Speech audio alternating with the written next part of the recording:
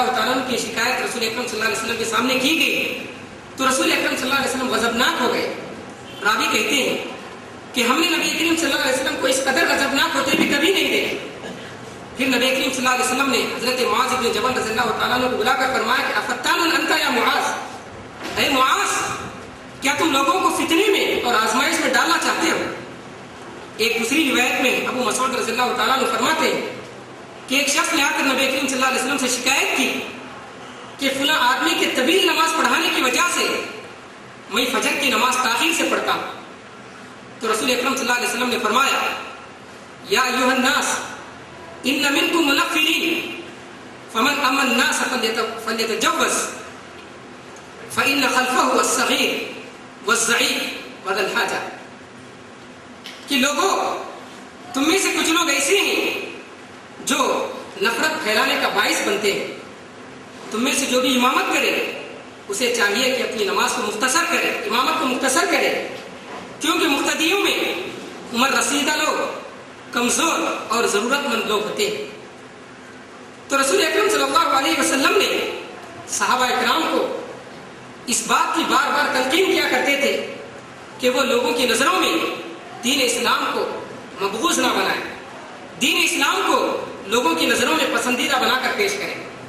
آج ہم دیکھتے ہیں کہ دنیا میں جو عیسائیت پھیل رہی ہے اس کی وجہ یہ نہیں کہ ان کے افکار و نظریات درست ہیں، بلکہ ان کی اشاعت کی اصل وجہ ان کے متبعین کا، ان کے مبلغین کا صحیح کردار ہے. ان کے صحیح کردار کی وجہ سے، ان کے اخلاق کی وجہ سے آج لوگ عیسائی مذہب کو گلے لگا رہے ہیں.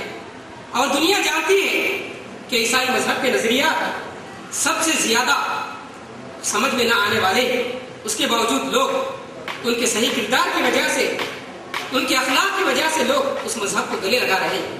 اگر امت مسلمہ کے فرزندان، اگر امت مسلمہ کے داعی اور مبلغین اپنے کردار میں تبدیلی لائے تو یقیناً آج یہ اسلام لوگوں کے گھروں میں ضرور داخل ہوگا. دین اسلام انتہا پسندی کی وجہ سے جو دوسرا بڑا نقصان ہوتا ہے اس کی وجہ سے حقوق پامال ہوتے ہیں. اللہ تعالیٰ نے ہر انسان پر مختلف قسم کے حقوق اور ذمہ داریاں عائد کیے ہیں.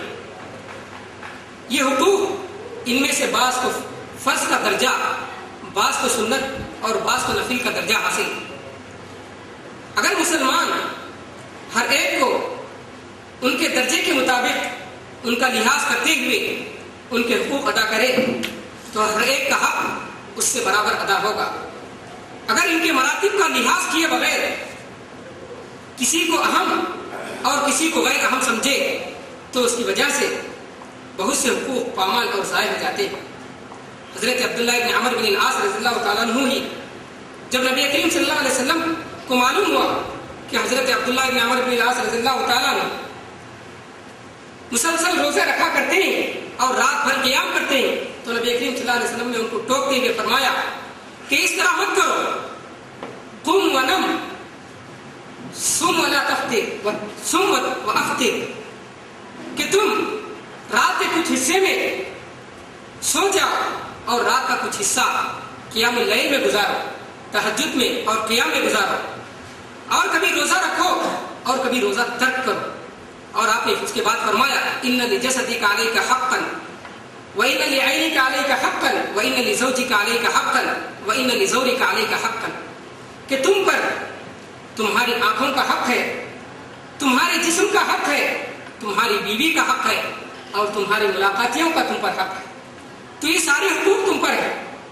اس حدیث کے ضمن میں امام خطابی رحمۃ اللہ علیہ فرماتے ہیں کہ نماز اور روزے کے علاوہ بھی بہت سی عبادات اور بہت سے فرائض ایک مسلمان پر عائد ہوتے ہیں. اگر مسلمان اپنی ساری توجہ نماز اور روزے پر